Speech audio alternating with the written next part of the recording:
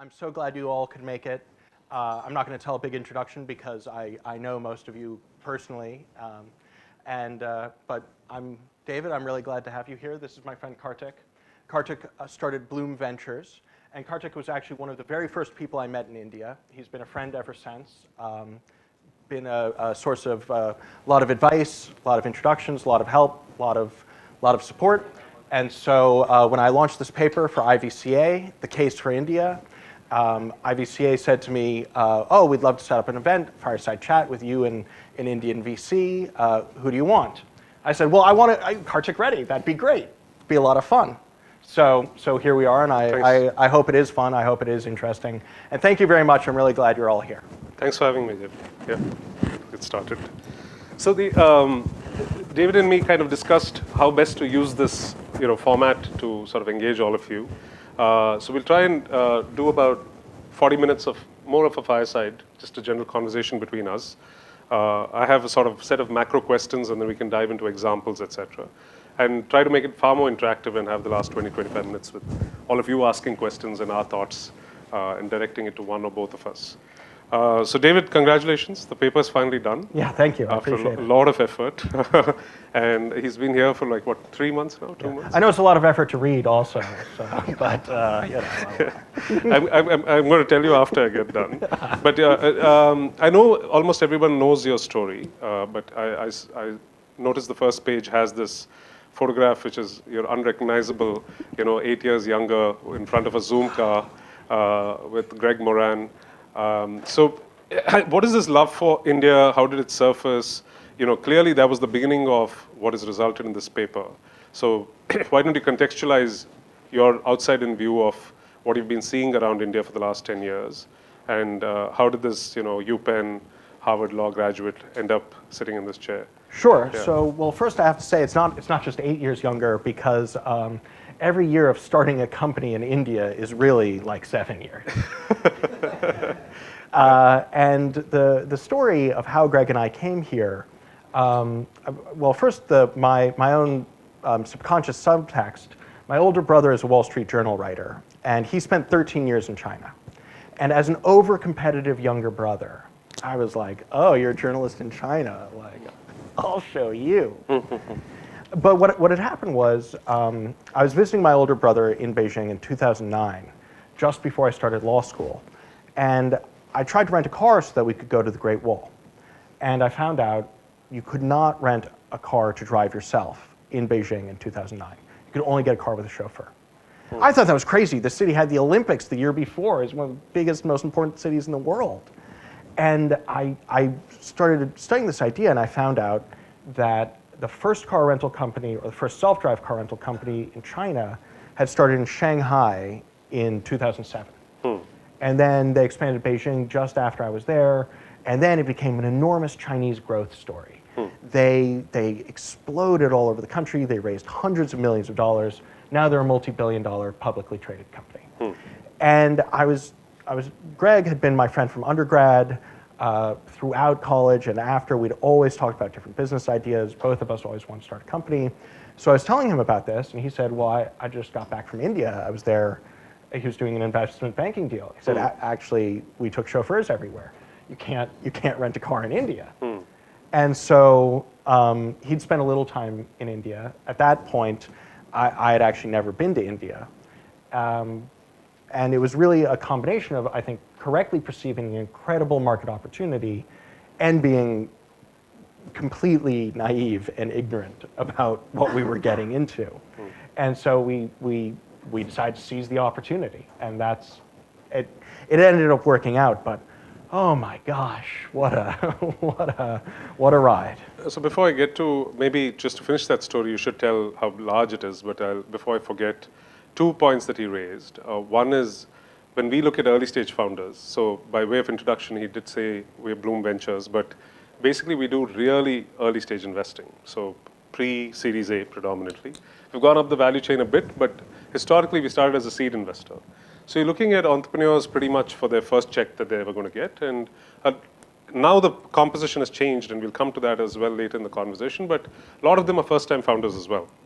or like yourself, right? And it's not, I don't know if you've done any entrepreneurial gig before that. Not successfully. Yeah, okay. Well, that doesn't matter, but at least you tried. I think a lot of them are relatively early in discovering what they're so damn passionate about that they're going to build something significant. So the two commonalities were that usually it's a problem that they've experienced deeply and feel like, how is this possible, right? So something happens, especially in consumer. In B2B, it's usually you've struggled through the workforce and felt really crappy about not being able to get some work done in a certain way. Similarly, in consumer, it's usually a personal problem. And the second, like he rightly said, is most good entrepreneurs, great entrepreneurs, don't know what they don't know. Right? If they knew what they knew, they're actually going to be suboptimal entrepreneurs, right? So they then get consumed by the cynicism that can easily surround them, and doubly so in a market like India, right? Hey, this doesn't work, that doesn't work, and you fundamentally have to take a view that you're going to change it irrespective, and go down that path, and that's what Zoom Car is like. Who would have thought? Now Ola is competing with you, Right. 8 years in, right? So who thought Zoom Car is going to create enough of an appeal that Ola says it's a good enough business for me to get in 8 years in. So where is Zoomcar today in terms of scale, and just for the audience to know where it's reached, so Zoomcar that little journey of yours. Yes, of course. Yeah. So I will say what I have observed over my time as an entrepreneur, I think the entrepreneurs who end up succeeding, I think, are the entrepreneurs who don't quit, who just stay with it no matter what. Yeah. And you must have seen that. Yeah, absolutely. That must be your experience. And that must be true of fund managers as well, or? Fund managers, I think, the job as in the ask is much worse. As in, there is a concept of an exit in an entrepreneur's journey, at least so designed by venture capitalists and private equity guys. But in the case of a manager, if the LP thinks you're ever going to quit, there is no starting point. Oh, right. You never get the capital, right? So fundamentally, you're playing 30-year plays. So if a founder thinks 10 years is a lot, I don't have an exit for 30 years, basically. Right? So and as an entrepreneur, an entrepreneur is selling a vision, whereas I think fund managers have to sell a vision of a vision. That's right. Basically, as we all know, our business is blind pool investing, right? So they really don't know why you're investing in what you are. They're just ascertaining that you're good enough in your ability to pick something in the future. Right? And so with each fund, it gets a little easier because there's a track record of some kind. But the first time you're raising a pool of capital without a track record, which is most of Indian managers of us, we're not unique. A lot of people are in that same boat. But essentially, you're selling the idea that I can somehow see the future in terms of both the quality of entrepreneurs and the scale of ideas, or the outcomes that are possible, and therefore I'll make heap loads of money, which is super challenging to sell, right? Yeah, the idea that Greg and I had, the insane idea that we had, was also super hard to sell. Yeah. I've been personally rejected by about 300 investors. No, that's always the case. Whether it's the US or China or India, I think it looks easier on paper today, primarily because there are a lot of repeat entrepreneurs. They have some really sexy, large seed rounds, and you say, how the hell did he raise that kind of money? But that's as good as a promoter of XYZ successful public company going and floating a new subsidiary or a new business. So that's the parallel, right? Which you're for the first time seeing in venture capital, where a Kunal Shah can go raise $30 million for Cred, or a Myntra founder can raise $15 million for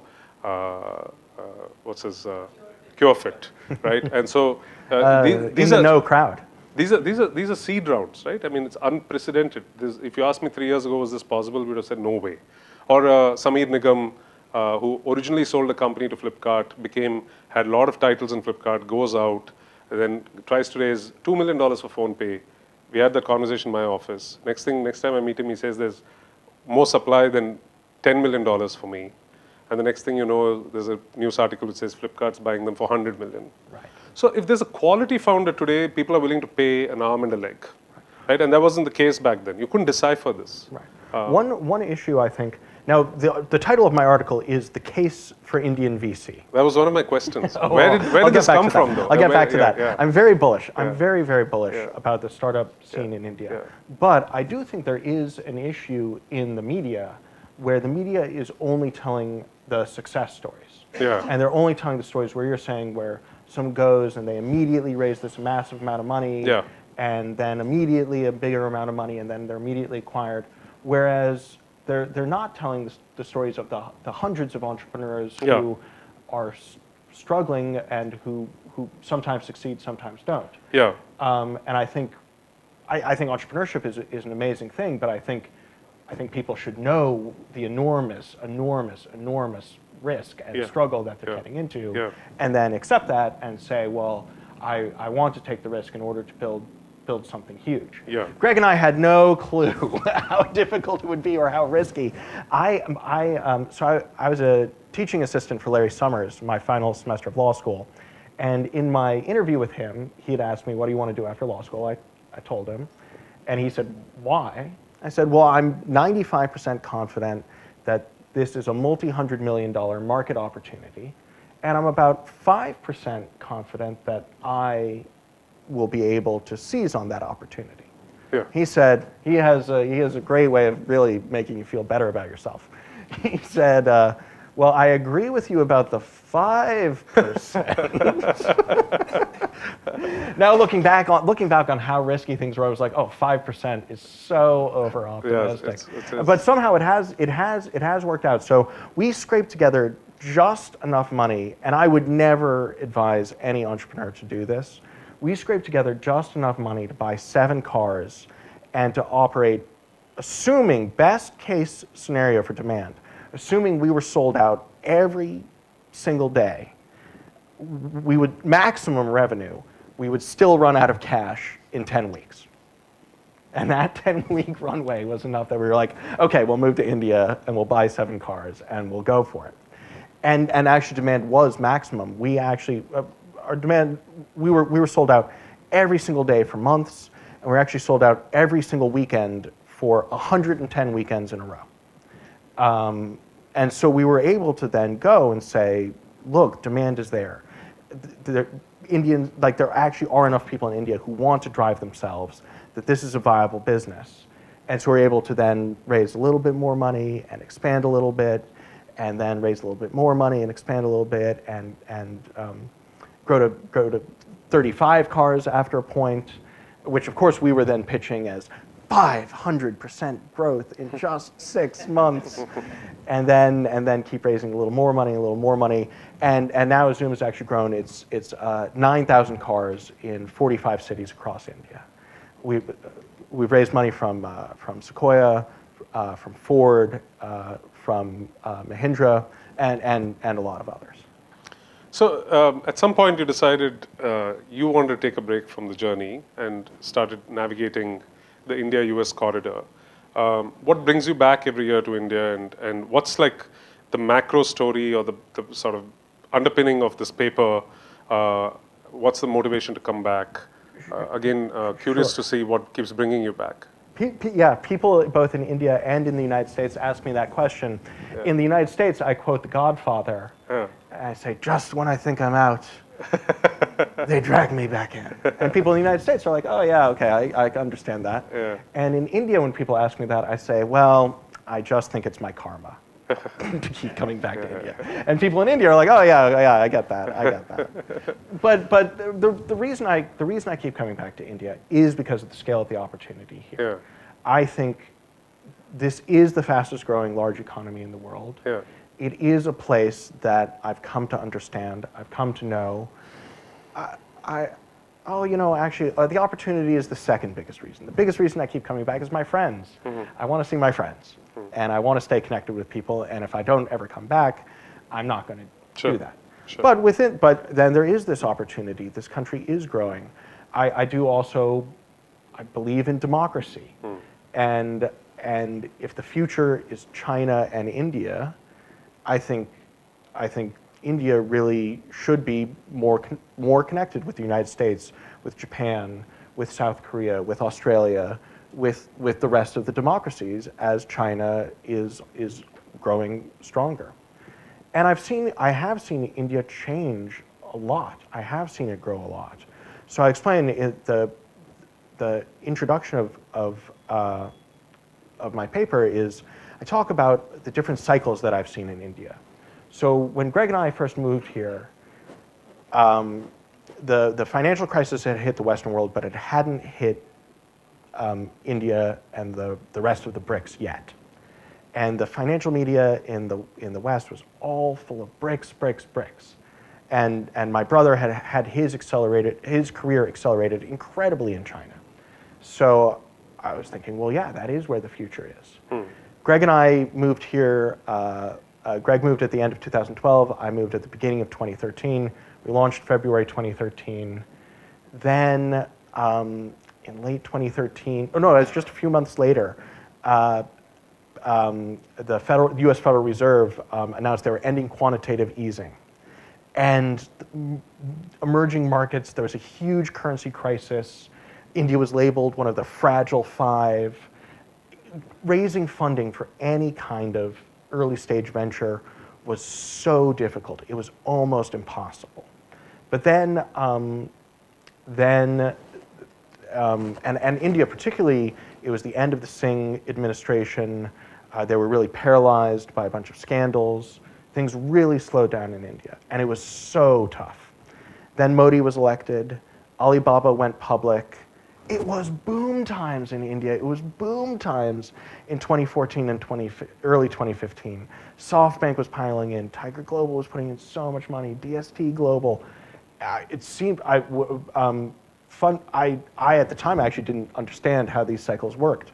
So in 2013 I was like, oh my God, this is horrible. Like, doing business in India is horrible. We had a horrible idea. 2014, I was like, whoa, things got so much easier for us. Like, we can raise money now. Like, must be because we like finally got over the hump. We're doing great. Yeah. Well, then the Chinese stock market melted down. Federal Reserve raised interest rates, and things really ground to a halt in India in late 2015. Snapdeal laid off tons of employees. I know a lot of good ventures that went out of business or couldn't raise money. And it was a little after that I moved back to the United States, and then my first return trip to India was in January, February, and March of 2017, and things were recovering from that decline, but people still were saying, oh, you know, we haven't had any exits. Our LPs won't give us any money until we get exits. We can't make investments. And having seen these cycles before, I thought, well, no, now's when you need to be investing. Like you can't wait until everybody gets rich and then start investing. The whole point, you're supposed to buy low, sell high. And now that I've looked at it across a few more years, I've actually seen India change a lot and India grow a lot, because it's not just booms and busts. Things are actually growing. It's become a $3 trillion economy. Like, there is a huge amount of innovation, huge amount of opportunity. There's year to year, it's very difficult, but the trend, like, things are growing exponentially. It's really incredible. And so now that I see that, I see the transformation, I see the pace, I see that it is similar to my brother's experience in China when he moved in 2003. Like, this is actually an emerging economy, and I can see it emerging. I have some thoughts I would like to share with Please. the audience on. But before I wanted your view, and then I'll add to it, which is everyone's dreaming of a $10 trillion economy in the late 2030s. So basically a quadrupling from here, which means you have to sustain like 7-8% annualized compounded GDP for like almost 2 decades from here. It's not easy, but that's like the wish list, right? So, and LPs ask me when I'm raising my money as to what are the, and we will touch upon risks. It's all obviously you've hit on all the rosy stuff, but there are risks to it. But I wanted to throw in a mitigant to that risk. And I feel, and this is how I defend it when I'm raising money and saying, and somebody asked me just before while we were mingling, do you see your sub-economy in venture sort of somehow not isolated in terms of risk, but not necessarily on the same trend line as the macro risks? See these ups and down cycles, right? So while at one level, I don't think they're completely detached. There is a momentum, etc. But I do believe that the venture ecosystem in India will, on all measures and metrics, will surpass everything that the economy does. And I have some few theories for that. Please, yeah, go ahead. Go No, on. and I don't. So I'll add, and then you can. Maybe I'll go first, and then you can. Yeah, add. yeah, I'd like to So hear so it. there are because he's brought up China a few times. There's a first fascinating stat that I'll give you from China. So we've looked at PitchBook data around Chinese, and we also have to talk about unicorns, but Chinese unicorn formation. Forget about the fact that whether unicorns are the right thing to target or whether they're sexy or not, or profitable or not. We'll come to that as a second level discussion. But use it as a lead indicator of massive value creation, massive market creation in typically brand new business models or brand new products, which otherwise didn't exist. And how did that happen at this kind of scale in China? So China adds sometimes there are months where it adds 8 or 10 a month, right? And we are struggling to get to like 20 aggregate. So, China is growing at this alarmingly, fast pace, but that's in 2019. If you roll the clock back to 2004 and you look at PitchBook data and see how many unicorns not just exist in 2004, but how many were born pre-2004. Of the 250 or so that are visible in China today, only about 25-30% were born before 2004. Right? And so the rest of them were born post-2004. And if you look at our per capita GDP where we are at today, we're approximately at those levels. We're about 15, 16 years behind. There's no fast forwarding this. There's no catching up. Forget about catching up, right? We just have to grow at our own pace and hit those yardsticks at whatever pace we can hit from a aggregate consumption in the economy, right? The other fascinating thing about India is we keep throwing a $1,800, $1,600, $1,800 per capita GDP. The actual median is closer to 800. The rich skew this in India, right? So it's actually even lower. And so you can't, if you don't get them to the $3,000, $4,000 per capita GDP, there's no massive spending. There's no, unfortunately, person, nth million person in Bombay who can order from Swiggy or Zomato. You haven't given them freaking consumption power, right? They're not going, their capacity to spend on a meal is 30, 40 rupees, not 300 rupees, right? And so we have to grow it, but the flip side is, if you equate it somewhat with China, even if we don't hit at 11 trillion dollar economy like they do in the next 15 years, even if we hit half that size, I feel our ability to create unicorns per se is not even, we haven't even scratched the surface. We have about, your paper says how many? We have 17 or so? 17. So, and then if you add all your, what you call soonicorns. I didn't coin that phrase, but. No, I'm saying your paper refers to the soonicorns. yeah, What does that count?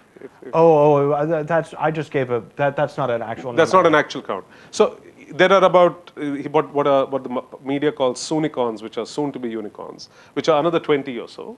And then if you look at companies, like I have companies in my portfolio where I have aspirations that they'll become $1 billion company, but today it'll be valued at 100 to 400 million. So if you add all of that up, India already has some 60, 70 aspirational ones, born before Jan 1st, 2019, right? And I'm actually arguing that we'll generate 3x that between now and 2030. So these companies aren't even born. Forget about you, I haven't heard of them, right? So I'm saying that's the capacity or size I think will form, just extrapolating from Chinese empirical data. The second is, and I think I'll caveat it, we are not going to build $75 billion byte dances or $500 billion 10 cents, but we'll proportion it to that economy size. So if they've grown to say 18 trillion by then and we are only at 6 trillion, I'm confident that we'll build a $100 billion biggest company in India. And the equivalent of a byte dance will be a $10 billion company at that point. And what's a $10 billion company will be a $3 billion company at that point.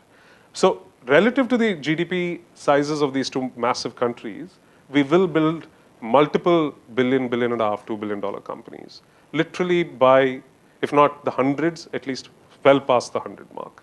So that's one element. And just to finish that before I give you the mic back for your thoughts, is India is so broken on delivery of so many things, right? That enabling it through technology as opposed to calling it a cool internet model enabling it through technology and revisiting that model, which is obviously everybody in top of mind today's OYO rooms, like the opportunity always existed. But the way to aggregate that opportunity was not by going and selling software to these independent hotel owners. It was to become the hotel manager, which is non-trivial. You're essentially building a Taj plus Oberoi plus XYZ hotel chain all in 3 years from scratch, right? Because of the amount of room effort you're taking on. But it's all enabled and managed by technology. And this is going to happen business to business stream by business stream by business stream. And if that happens, then you're going to get a disproportionate amount of the growth in GDP go to a digitized industry player than a conventional player. And that's the OYO versus Taj comparison, right? Not just the price point, or let's call it the OYO versus Ginger comparison. It's not about price point. It's about the business model being disrupted in a way that you can pick up that 6%, 7% growth, almost all of it comes to you. Because you're the rock star who's identified how to capture the bulk of that growth. Not by building another hotel by the seaside or in a business park. That's non-scalable beyond a point. And so a disproportionate amount of the GDP value, I think, is going to come to startups. That's one theory that I have. And the second one is, most people in this room arguably don't matter to the story that we are selling, because the 50% of the audience, which is sub 30 years of age, is going to drive that value creation. How they buy a hotel room, or buy a mutual fund, or buy an insurance policy, or transact with their bank account, determines when and how those unicorns will look like in 2030, not whether SBI is going to digitize and cater to those people.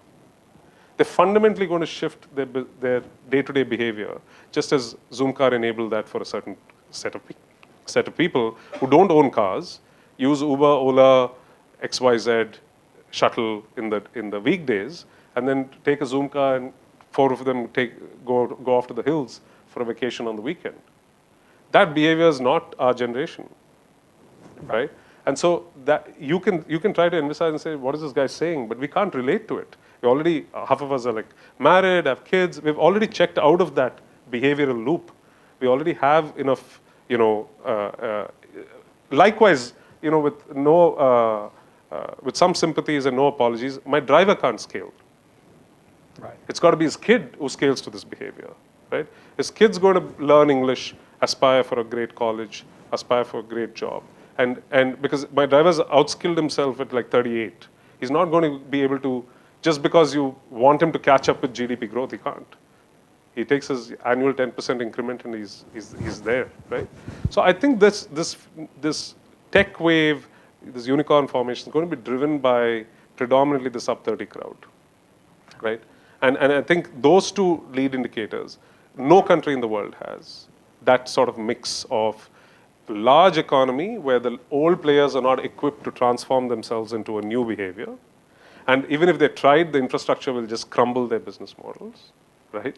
You can't build, the traditional, taxi rental guy who stands at the airport. You can't scale that beyond a point. You're not going to build your own inventory of another 10,000 cars. Ola and Uber will build because they've dispersed that ownership, right? And that's the point. I think the old models have limitations on how they scale. I'm not saying we've figured out how to make profits yet, but I think that's my take on why I think the internet economy or the tech-enabled economy or the players have a disproportionate advantage over legacy players.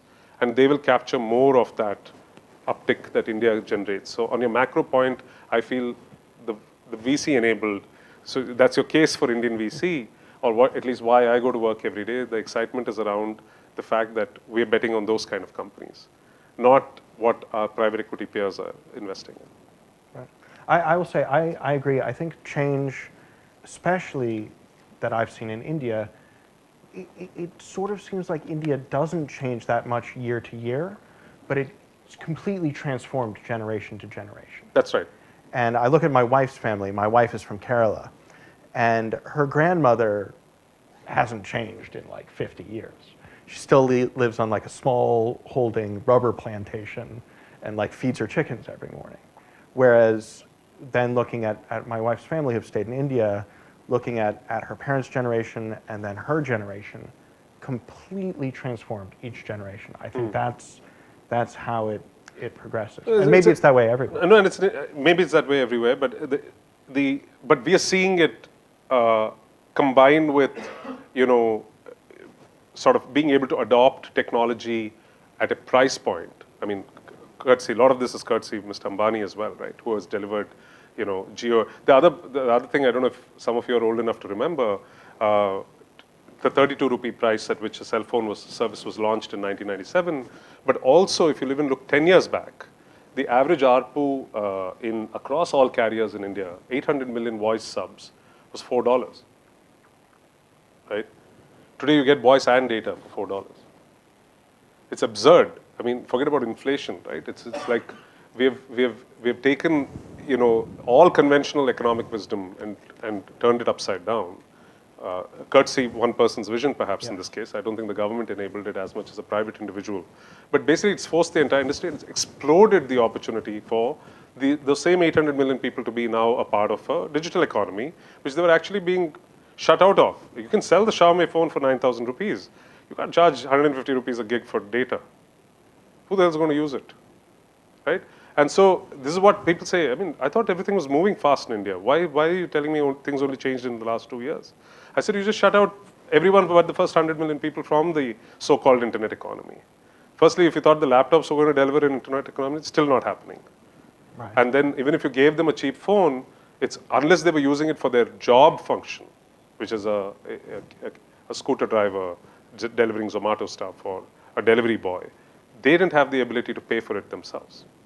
On this trip, I went back and read a lot of the things that I had read in 2012 because I was curious, like all these predictions about growth in India that had convinced me to move here. I was like, okay, I want to see if it actually came true. And I was, in terms of economic growth, it's been roughly as expected. okay, But something that has really outstripped was there were a lot of really bullish predictions in 2000, like were viewed as very optimistic predictions where people said like, there's 150 million internet users right now, but by 2020 there's going to be 350 million. Think about that growth. It's surpassed that by an incredible amount. It's moved so much faster. And yeah, probably 200 million additional users due to Mukesh Ambani and Reliance Jio. yeah, absolutely. No, and the numbers are just astounding. That second month when Jio was free, I mean, of course, we're believing Jio's anecdotal data, but that second month, I think Jio's traffic was more than China altogether. As soon as you said we're believing Jio's anecdotal data, I realized, no, never mind. No, but even if it was, but I know that even today the overall TRI data puts per capita consumption at amongst the highest in the world, on a base that is so large on data. So we were 0.4 GB per user per month before Jio launched. We are close to like 4.5 GB per user per month. Yeah. We're talking about like 10x growth of a base which has grown 5x after that. It is incredible. It is incredible. It's amazing. I think the inclusion of people in that digital economy, people who really were at the fringes, is amazing. I do have a slight reservation where I personally believe that television was the worst invention in the history of the world, surpassed only recently by social media. And so I'm like, oh no, we've given video and social media to everybody. But I know we've been talking for a bit, so I want to touch a few Sure, points. of course. So we'll focus on your stuff and then open it up to questions. We talked about macro. We talked about why potentially VCs can have a disproportionate advantage relative to the rest of the economy. I mean, VCs meaning VC-backed startups, or rather focusing on this phase. What do you think your paper covers? Policy changes, your paper covers risks, and your paper, also talks about the whole notion of unicorn formation, whether you love it or hate it in some capacity. So maybe couple of minutes on all of these 3 points. Policy framework, risks that despite all our bullishness, what can go wrong?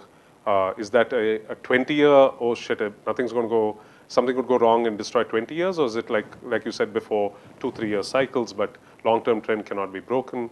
And your favorite pet peeve on why we all chase unicorns.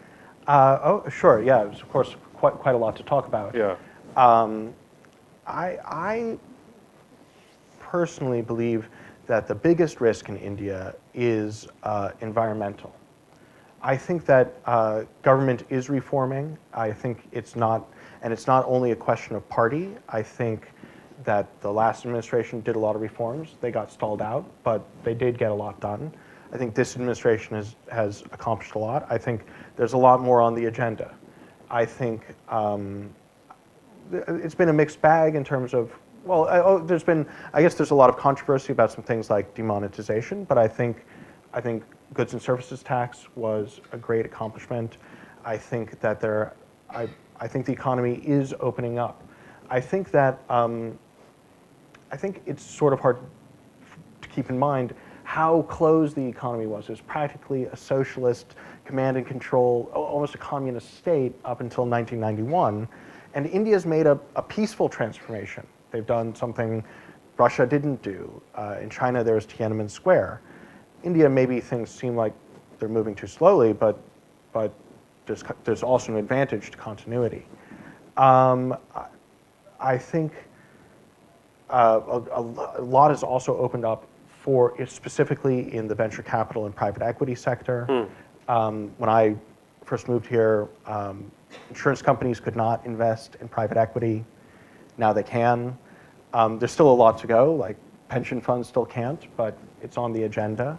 I think there's a lot of differences in I think the government is responsive. The government understands that business is an important part of society, and changes are happening. I think, but there are risks. Risk and reward is always commensurate, I think. Yeah. And part of why I think there's a disproportionate potential reward in VC is because the risks are so high. I think the environment really is an enormous issue, and it seems to be growing worse every year.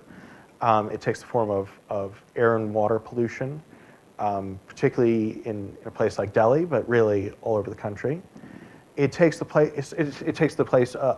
form of something that's really out of India's control mostly, which is global climate change. There is going to be increased coastal flooding. There is going to be increased natural disasters. In the United States, there's the resources and the social frameworks to relocate people. I don't think that those resources and frameworks are as strong as in India, and I think that could be an enormous issue. And then also, water is depleting across the country, and in a place like Bangalore, which is probably going to be facing a day zero at some point where the water just runs out. That's something that I don't have an answer to. As bullish as I am about startups, I do think there is going to be opportunities for individuals and individual companies to make a lot of money in contexts like that. But it's hard to see what will happen to the ecosystem or even something like Infosys once that day comes. There are other risks as well. People have been talking a lot about does India have a demographic dividend or a demographic curse? The tremendous number of young people. I believe it's more likely to be a dividend. I think a lot of China's growth does have to do with the fact that they very abruptly curtailed population growth, which meant they had a very young population, very low rate of a very low dependency rate. They had many, many workers who could work for every child and retiree. India's done it more slowly, more gradually, through development rather than through government coercion. And I think that is being reflected in the fact that India's having slower economic growth than China, but I think it's more sustainable. China's having a big crunch now, and I think demographics has a lot to do with it. Before we get to the last question around unicorns, just thought I'll add two things as operating on the ground. We've definitely seen the government be far more progressive in wanting to engage. Does that mean that they're open for business in terms of adapting to the needs of the industry or what policy changes we want? Not necessarily. So they take their own sweet time. As I recently was listening to our alumni webinar on electric vehicles in the US. One of the Wharton profs was giving a webinar. And so it's an intriguing industry for us, even in India. So I was listening in. And he didn't touch upon a lot of the stuff which is contextual to India, but there was a very telling point where he says, somebody's asking about regulation in the US. And he says, and which is true, I think, and this is I think, almost mandatory that India shifts its mindset in the administration. I don't know whether it's a political problem or an administrative problem, but there is a problem. And the summary of it is, the Americans basically, if it's not written in the law, it is deemed okay to do, right?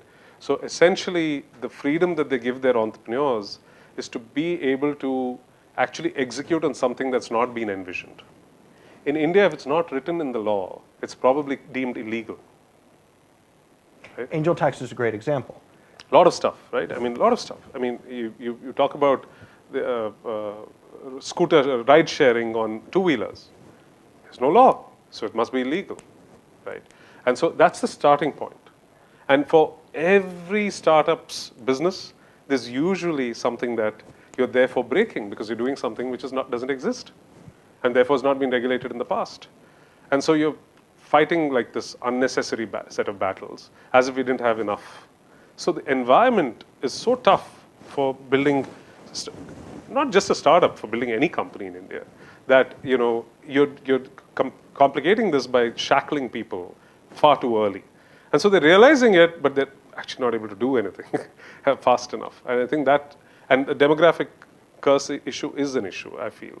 We are not, and it's almost like, I kind of joked about this with someone, but if we had like an equivalent of not a mandatory military service as much as a mandatory, you have to get yourself educated in those last 3 years so that you're employable service, and throw money at people who are all in the ages of 14 and 17 to make sure that you're somehow employable, I think you have some hope in hell of like breaking all trends in India.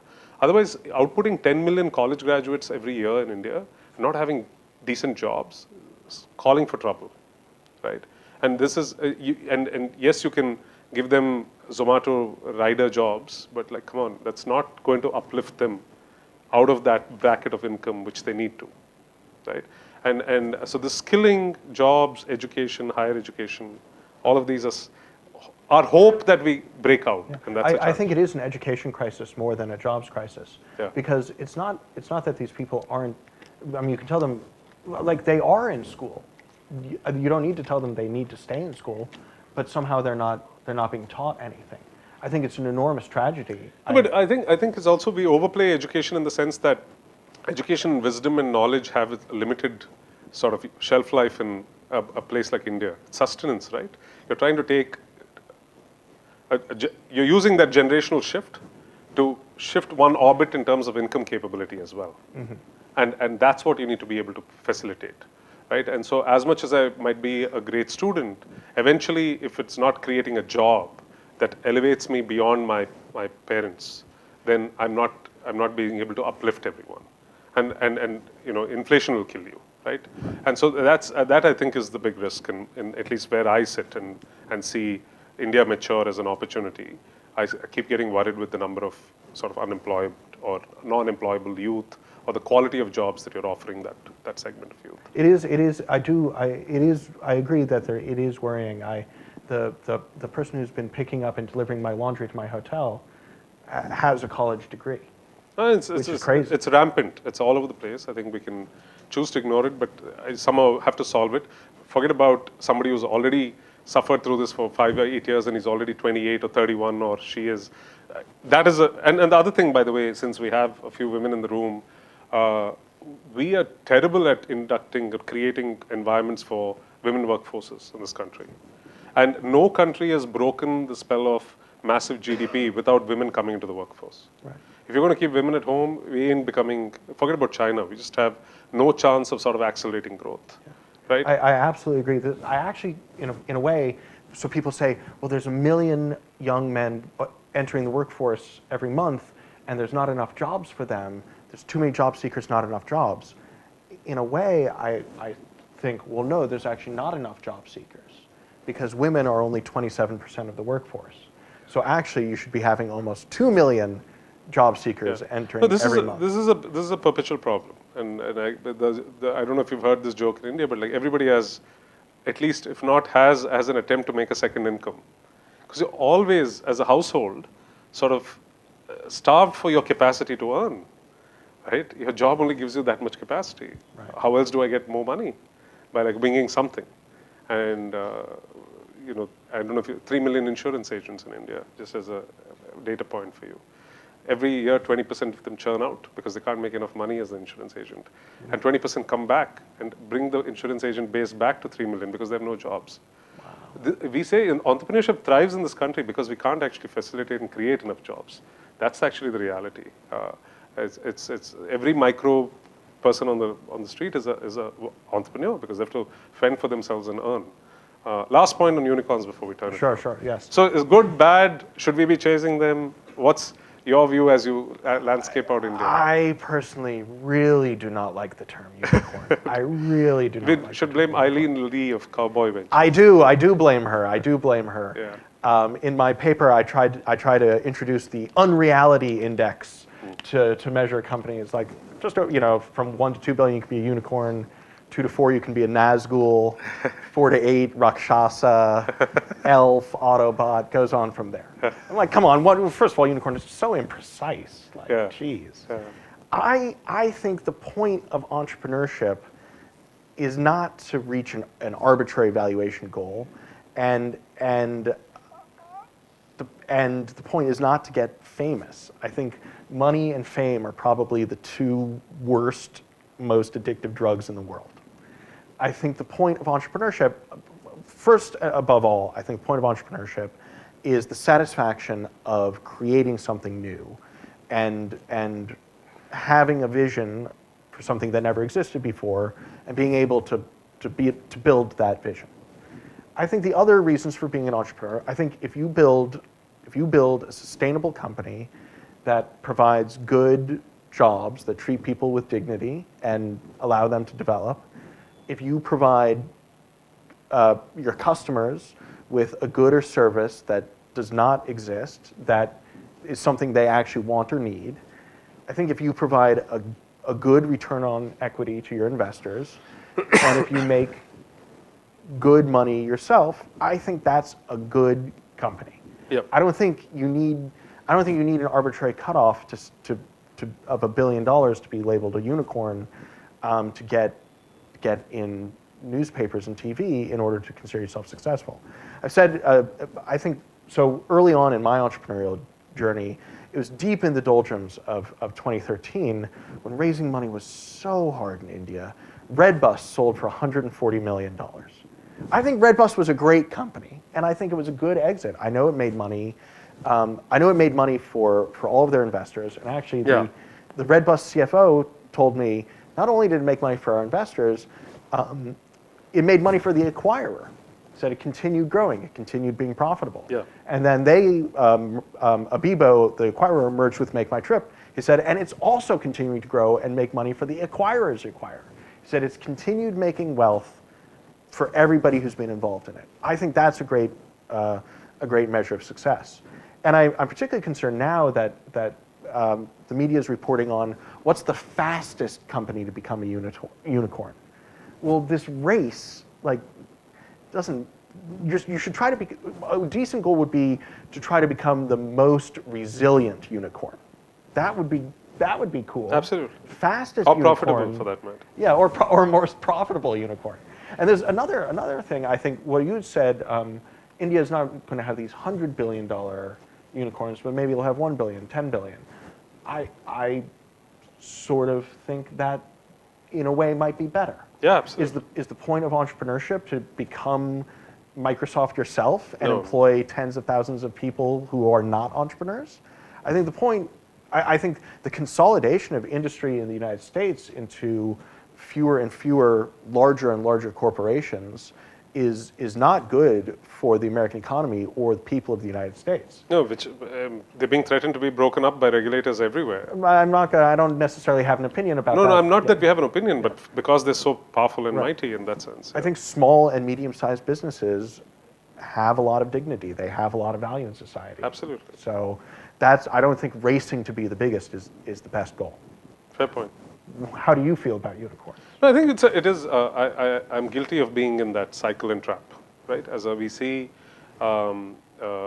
unfortunately, you're paid like some one particular LP, blue chip fund of funds, only specialized in venture capital for the last 30 years, told me last year in a meeting in London that um, the they took the top 30 or 50 companies across the entire portfolio of venture funds that they'd backed. The average valuation of that set was $11 billion.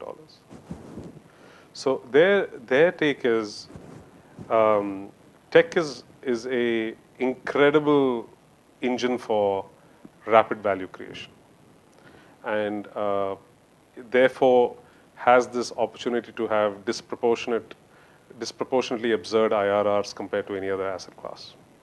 And that will come only if you chase these massive disruptors. And we are okay if it fails 20 out of 25 times. I just need you to be right 5 times. And so that trend line, bizarrely, and that's why it's self-perpetuating, that trend line has not been broken in 50 years, 60 years now. Since the birth of venture capital, there is no top, or I can't say since the birth of venture capital, these guys had data for 30 years. Since their 30-year existence, they've never had a VC fund, Series A, B, C, seed, whatever you want to call it, which had 10, 20, 30, 50 companies in their portfolio. Never had a top quartile fund or a top decile fund deliver almost more than 90% of the gains in more than 5 companies. Wow. Irrespective of the size of portfolio. So it's an absurdly skewed winner-take-all model, right? And all of what you said is perfectly fine, right? Value creation of every kind is welcome. If you've even built a company which unfortunately collapsed, but you managed to sell a great team to somebody else. Like, to your point, by the way, we have this company, first company in Fund 2 from 4 years ago, 3.5 years ago, it's a company called Runner. It was doing B2B micro logistics, literally running tasks, right? And the VC said, hey, this is very boring, you should do consumer. And so they pushed them into the consumer side. So they started running harder, burning harder, right? Because you're starting to do discounts like a Swiggy. And then the market lost appetite for this. And then Zomato realized that they have to compete with Swiggy too. So natural, and this is how the startup world works. Great team, we thought, but basically they got acquired by Zomato. So Zomato's competition with Swiggy today is run by my founder who's Runner, right? And almost all the top lieutenants on tech in various elements of Zomato are all Runner co-founders, founding team members, right? So value creation, as long as that happens, I'm delighted with the outcome. I'm a small, tiny shareholder in Zomato as a result, which is fine. But when you start, you got to pick the idea that this person can actually build out a Zomato equivalent. Right. And he might fail and become a part of Zomato, which is fine. But it's unfortunately skewed in that direction. And so we are, I agree with the labeling and branding is all irrelevant. But the other to that, the counter corollary to the point I made was also that every top decile fund in the world in the last 30 years in venture has at least one company which returns the fund. Which basically means if you own 10% of it at exit, and if you're a $100 million fund, then you have to have a unicorn where you own $100 million worth of position, right? And that's where the trick starts. 100 million, by the way, is the lower end of most fund sizes. And it's very unlikely that you're going to have, if you're a $200 million fund, then you needed to own 20% of a $1 billion company. And so the $1 billion plus outcomes, whatever name you give them, are a function of the fact that fund sizes have become fat. And therefore, if you're shooting for large 3x, 4x outcomes, you better have one company which delivers one or greater x. Like Flipkart would have been like a 10x on Axel's entire fund. Right. When Facebook went public, it was 12x of Axel's $1 billion fund. Axel's position alone in Facebook was 11 billion or 12 billion when it went public at 100 billion. So that's the legendary stuff. So everyone's saying, hey, why aren't you as legendary? So why aren't you chasing this, decacorn or whatever they're called, right? So all these funny animals. So on that note, please, the audience, sorry if I bored you we should stop here and address your questions. Yes, please. Rahul Alwalia, British diplomat in Mumbai. I thought that was really interesting. I haven't been through the full paper yet, but I will do in due course. But I think one of the interesting things that you both touched on was the growth of geo, the growth of big players starting up startups with track records. And you talked about the American ecosystem now being dominated by large companies. Is there a trend or a potential for something similar to happen in India, where you have, some rearguard action by the biggest players here, or innovation in the biggest players here, and then reduces the share of the pie for startups and VCs? Historically, we've had this argument that India's Facebook is Facebook, and India's Google is Google, which is not the case in China. So the argument has been that as the internet grows, I don't know if you knew this number, but Google's revenue this year out of India will probably be $1.5 billion. So where's the chance for a little Indian company to compete against that might, right? And so historically, the American companies without a walled garden have actually had the opportunity to come and take most of India's dollars away. And that we saw continue into e-commerce, for example. And now Walmart's kind of completed that story by acquiring Flipkart. So the challenge is that Indian markets have not supported this kind of venture formation. Cash flow negative, loss guzzling, loss making, no chance of ever taking this to public markets. So the market, all of what you're talking is entirely being created by private players making a bet. And my favorite anecdote for this is I feel 2009 to 2014, India momentum was built by a single individual called Lee Fixell out of 57th Street in New York. Not even in India, right? I mean, he's the Tiger Global guy who cut all the checks, right? So that's how thin the market is. If not for him, there was no Flipkart, right? There was no lot of other things, right? And so we can't say, hey, what is the country? Where's the country trend on this? It's literally being influenced by a handful of people, right? And until we get into this wealth formation state and get courage that we can build profitable large companies privately backed like this through venture capital and not one-offs but like by the dozens, you're not going to see an active enablement of this. And so what you're actually seeing is either the American conglomerates coming and saying, hey, this is an outpost, let's go conquer India as well, or for that matter, since 2016, the Chinese. I don't know if you know this, but there's not a single consumer company in India greater than $400-500 million in valuation, which does not have a preponderance of Chinese capital on the cap table. And they've done that with $2, $3, $4 billion of capital, less than 1% of their market cap each. Put that in perspective. Less than 1% of their market cap. They own anything they want in India, right? And so, because you're so starved, you can say, no, how did that happen? How did this happen? Where's the Indian money? There's no Indian money. So I think it's where we have ended up because we don't have confidence in our ability to have this kind of venture formation. And if Mr. Ambani is taking advantage of it, absolutely. If the Chinese and the Americans are, why won't he? But he has the gumption to actually play that game. I remember the kickoff just before Jio was launched. He was in a fireside like this with Shekhar Gupta in some Nariman Point hotel. And he basically said, Shekhar Gupta says, what gives you the courage to run through $25 billion to set up Jio? He says, after the question was asked, he says, before I start, let me correct you, the figure is 40 billion. Who else in India can do that? Nobody, right? And so, yeah, he has I mean, basically, the other joke I make to a lot of LPs is a lot of India's internet boom is fueled by petrodollars. It's Masa Son getting the Saudi money, and it's Mr. Ambani getting his refining money, right? And petro cash flows are basically fueling India's internet boom. Chinese consumers and petrodollars. That's India's internet boom. That's our reality.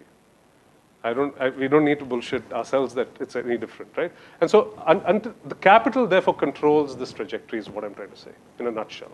And let's admit that that is where the capital is today. You can't force fit this just because we want to be more idealistic.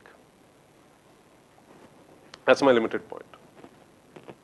Any other Let's take another question. Carrying on from exactly here. Yeah. I think this is fine. Can you hear me? Maybe they can't. In the back so, they yeah, can. just give them. Okay, I'm Karan Ravi Shankar. Run a small little startup called the Coach Crew. Yeah. We are into sports. And we're just about going out there to raise our first sum of money. And we're not finding the support we really want when it comes to the industry, sports. You touched upon internet penetration. We've got quite a fair amount of penetration in India now. You touched upon the below 30 age group that is sort of, that needs to be backed. We sort of fit in that place. I think we're using technology. It is a tech game. We're trying to organize an industry that hasn't really seen too much. It's very legacy-based businesses. Where's the backing? Are we going to see that as a collective on the VC front? Are you guys looking at that as an industry? Is there something for us in the near future? So VCs are greedy for two things, both scale and speed, which is like, again, an absurd combination. Again, you contextualize it in the Indian setting. What do you mean you can grow this like to $100 million in 5 years, right? And so it's not natural. Firstly, it's an unnatural setting, even in the West. That's why the Valley is in a halo or a bubble, even within the American context, right? And so we're building in an unnatural speed, unnatural environment, and they're demanding that of every business model. And so I think the lack of confidence is basically say, hey, you're not going to be able to accelerate sports adoption beyond a point, right? You're not going to be able to take enough of the value chain for yourself beyond a point. Nobody's doubting that you can build a nice, profitable $100 million exit business, but we're greedy for unicorns. And I might, by the way, we were not guilty of this 7-8 years ago when we started. I was genuinely idealistic, right? Your first fund, you're a first-time manager, you basically said, hey, let's back this guy. He looks really, committed. It's got narrow with time. Yeah, unfortunately, A, narrow, and B, I'm saying I'm a slave to what the next guy is thinking. Sure. Right? We've learned the hard way that you and me can come say, hey, it's a great opportunity, let's go chase it. But then I need to be old school, like a 30-40% owner partner with you. Right? Even if it means giving $2-3 million. That's fine. I used to give $200,000, now I give $1 million. And then I might give you another $2 million. But then we got to look like old school partnerships as well. So there's this unfortunately, there's this dissonance. The founders hear all these fancy valuations say, hey, even I want a $10 million valuation. And I'm saying, hey, I don't think it's worth that much. So it's difficult starting points. So I think eventually this gap gets filled by the capital market getting more and more efficient along the value chain. So eventually, if Bloom says, hey, I'm not yet interested, that doesn't mean that should end your dream. Just as a Sequoia says, I'm not interested, doesn't mean it should end my founder's dream.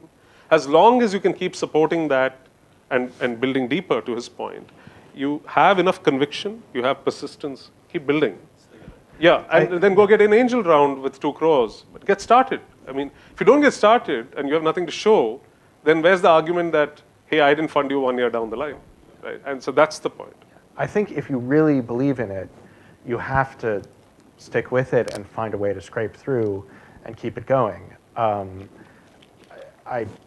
I assume starting about when we first raised money, our initial valuation was $2 million. And we scraped together angel money from everywhere, from the United States, from the UK, from France, from Belgium, from Panama, from Singapore, from time zones were totally irrelevant. I mean, irrelevant to me. I was up 24 hours a day talking to investors. It was not easy. I heard no so many times. That said, like, the fact that you're in this room, you're probably better than 98%. You have better odds than 98% of the people. If you look at my pipeline, we get 3,000 a year. And you're talking about doing 8 or 10. Yeah, they made 8 investments last year, having seen 3,000 pitches. And basically, imagine the other 2,900 who don't have a reference into us. Or like, I think that maybe number that's closer to 2,500. I have no idea where they're going to get funded, right? And so the odds keep getting better as, it's unfortunate. That's why I said education, networks, all these matter. Because at that early stage, it's about faith and trust, as much as it's about your passion and business plan, right? And so eventually, if all of that validation is not happening, on a 1-hour pitch or a 30-minute pitch, I'm not ever giving money, right? Eventually, that's why the term angel networks, angels, etc., because they're fundamentally believing in you and saying, hey, this person's worth backing, right? And so that seems to be the reality of the market, that our ambitions are growing as a startup economy. The capital is not yet grown to that point. Like zero net addition of Series A, purest Series A funds in the country since we started in 2010. Zero. So imagine our predicament. So there are a lot of peer funds because they can raise small funds like us. So the funnel's gone like this. It just keeps going. Choke point is the same. You can keep growing it, and then you can figure out, it's all great. So net effect, somebody in 2030 will look back and say, hey, all you guys, thanks for the good job done. Because we basically are paying the price of the ecosystem not being there, and we're building it for them. My colleagues who are 10 years younger and your peers who are like 10 years younger as entrepreneurs will benefit from this. We are suffering through it a bit, and that's our reality. Oh, I totally agree. You kids have no idea how easy you have it. No, it's absolutely true. Relative to where things were. Kind of agree. Relative to where things were. I do agree. But let's take one more question, and then we'll have food and drinks. Now, we talked about the funnel, and you mentioned about there's a lot of mortality among the VCs at the different stages. And we talked a bit about unicorns and sunicorns. Do you think a significant down rounds or mortality can also exist in so-called unicorns, like the way happened in one of the daily-based e-commerce startup? Snapdeal types. Yeah. No. So do you think that is a possibility even in some of these recognized names? Yeah, I think so. Yeah, absolutely. Yeah. So what is the rationale behind they being valued at what they are and they getting money, and suddenly what can go wrong for these guys? So one is unit economics don't get better. And people are saying, when does this end? And you're doing a rough math and saying, this requires another $1 billion. Where the hell is it going to come from? And so then you look to the 5 guys in the world who can cut that check. And God forbid the industry has 3 players and not 2. And the 5 guys have already found a camp in the other 2 cap tables. You're finished. Yeah. That's what happened with Snapdeal, I think. Yeah, I can give you, I think, some And specific examples. despite having SoftBank, they didn't believe that. SoftBank didn't believe in them enough, and basically preferred to put that money in Flipkart than say, because SoftBank's philosophy in the world is just, if you're not number one, I'm not interested. So. Yeah. So I'll say, well, first of all, unicorns that have had a downfall, like Snapdeal, I like to call them blast-ended scroots, the lamest beast from Hogwarts mythological creatures class. But I can tell you exactly how it can happen. If these companies depend on massive infusions of capital to keep going and to keep increasing in value, the world is not a certain place. There are plenty of companies that were doing very, very well and raising tons of money and on a trajectory to raise tons more money, and then Lehman Brothers collapsed, and then funding dried up. Here in India, there was a 3-way race between number 1 player Uber, number 2 player Ola, and number 3 player Taxi for Sure. Ola and Taxi for Sure were both raising money at the same time. Ola closed their round. Taxi for Sure was just a few weeks behind closing a round. And a woman, unfortunately, was raped in an Uber in Delhi, and a bunch of states throughout India imposed prohibitions on the ride-sharing model. Now, Ola got lucky. They had raised their capital immediately before. Taxi for Sure got unlucky. They were about to raise their money, and then this uncertainty happened, and they didn't have enough cash reserves to get through the uncertainty and then go back on the market. And as a result, they had to sell to Ola, which then... If you're that precarious, anything could happen. Yeah. But basically, I've at least developed a philosophy. I was a Taxi for Sure shareholder, became an Ola shareholder after the acquisition. But basically, the view I've started taking is that, if it's too big to fail, hopefully your cap table will keep bailing you out. But with the caveat that I think people believe that monopoly shouldn't exist in these markets, so there'll be two sides backing a duopoly. But if you're playing in an oligopolistic game, number three is very dangerous, which is what happened in Taxi for Sure. Believe it or not, Taxi for Sure numbers at the time of sale were ahead of Uber. But we didn't have remotely the pockets that an Uber could afford. So there's no way you're competing with third-party money. Uber's competing with American, raised off an American balance sheet in terms of its performance. You're running TFS off like a tiny little Indian operation. No chance you would have survived. You might have raised that round, by the way. Next round, you'd have still sold. Yeah. But yeah, actually, what I want to say, what about eBay? What about Groupon? What about General Electric? You can never be too big. You can never be too big to fail. Consolidation, it's happening. It's a more common phenomena in India and China. Yeah, because the race to scale is happening much faster, and the sifting of the winning duopoly is happening much faster. The capital pools are not there to play this race for very long. So within like 2-3 years of a hot sector, you're down to 2. Everybody else gets folded in. And you have to be either unique or you have to actually have a strategic who can keep bailing you out. So this is the other thing. Most of these companies actually have strategics on their balance sheet. It's Alibaba and Tencent. It's not like some fancy VC anymore. Because you have to have comfort that if there's another 400 million required, somebody's going to pony it up. And that's typically not a VC. I mean, at any stage. It's not a growth VC. It's not anyone. It's basically these large strategics because they have cash flows. Their cost of capital is like 7%, public market. Return on equity expectations. Ours is 25. I can't play that game anymore. So basically, everything's begun to gravitate very quickly to the strategics. Just last one. Do you see some of these get listed in India? Hopefully. I've actually been on stage 3 months ago saying, what is your prediction on when this will happen? And I said, we should have 25 IPOs by 2025. The regulations need to change, though, to have Indian listings. I think. I'm saying irrespective. I think Lenskart will turn profitable in a year or two. I think they could list at $1 billion. They've surpassed everybody in the offline market to become India's biggest eyewear retailer. Started as an internet company selling eyewear and bag. It had Lenskart, Bagskart. They've come a long way. To give credit, Nykaas of the world, they can turn profitable. I think they can turn profitable. That would be great if you can list. But the question is, the Indian market's got to accept it. I think one problem is the regulator. One problem is the market says, "ये समझ में नहीं आता है." ये क्या है? हर quarter they lose money, right? So I think it's the research analysts won't convince the buyers. You need institutional buyers to support large IPOs. Is my take. Where do we have institutional buyers in India who are saying it's okay, you burn 300 million a quarter, I'll fund it. I think that challenge is going to continue. I don't think it's simply the regulator. You just don't have the mindset. Last one, yeah, and then I think everyone can have a drink.